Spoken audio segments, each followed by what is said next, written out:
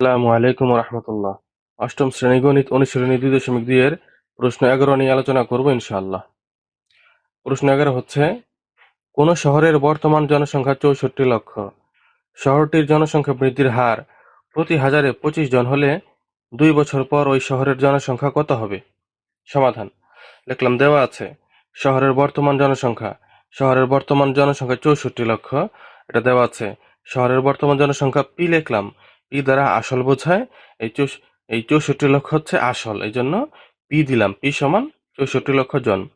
জনসংখ্যা বৃদ্ধির হার হচ্ছে আর, বৃদ্ধির হারকে আর দ্বারা প্রকাশ করা হয়।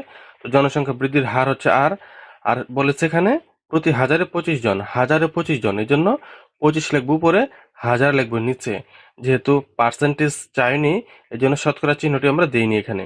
বলেছে হাজারে 25 জন, এই জন্য 25 উপরে লিখবো, হাজার নিচে লিখবো। এর দুটোকে কাটাকাটি করলে হয় উপরে 1 নিচে 40, অর্থাৎ 25 দিয়ে কেটেছি। 25 দিয়ে 25কে কাটলে হয় 1, আর 25 দিয়ে 1000কে কাটলে হয় 40। এটা কেটে উপরে 1 নিচে 40, এই যে উপরে 1 নিচে 40 দিয়ে দিলাম। 40 ভাগের 1 জন, এটা হচ্ছে জনসংখ্যা বৃদ্ধির হার, আর সমান 40 ভাগের 1 জন। সময় n = 2 বছর, এখানে বলেছে 2 বছর পর, 2 বছর, এই জন্য সময় n = 2 বছর। তাহলে শহরের বর্তমান জনসংখ্যা পি সমান 64 লক্ষ, জনসংখ্যা বৃদ্ধির হার আর সমান 40 ভাগের 1 জন, সময় n = 2 বছর। এখানে জনসংখ্যা বৃদ্ধির ক্ষেত্রে চক্রবৃদ্ধি মূলধনের সূত্র প্রযোজ্য। আমরা জানি চক্রবৃদ্ধি মূলধনের সূত্র কি? c = p * 1 + r⁴ হলেন। এটা হচ্ছে চক্রবৃদ্ধি মূলধনের সূত্র। এবার সমান দিয়ে পি এর বরাবর লিখবো, যেহেতু পি আসল 64 লক্ষ লিখবো। 1 এর জায়গায় 1 থাকবে, আর মুনাফার হার হচ্ছে 40 ভাগের 1, এটা লিখে দিলাম। আর বাইরে n, n এর বদলে লিখবো 2, তারপর লিখবো জন।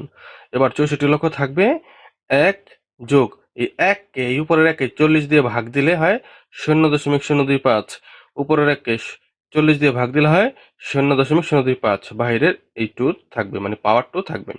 তারপর 64 লক্ষ এখানে থাকবে, 1 এর সাথে এটা যোগ দিলে হয় 1.025, বাইরে স্কয়ার থাকবে। তারপর এখানে 64 লক্ষ থাকবে, 1.025, এটাকে 2 বার গুণ দিব, 1 বার গুণ, 1 বার গুণ। তারপর 64 লক্ষ সাথে এই তিনোটা গুণ দিলে কত হয়? 67,24,000, 67,24,000 জন। সুতরাং 2 বছর পর ওই শহরের জনসংখ্যা হবে 67,24,000 জন। 2 বছর পর ওই শহরের জনসংখ্যা কত হবে? 67,24,000 জন। উত্তর হবে 67,24,000 জন।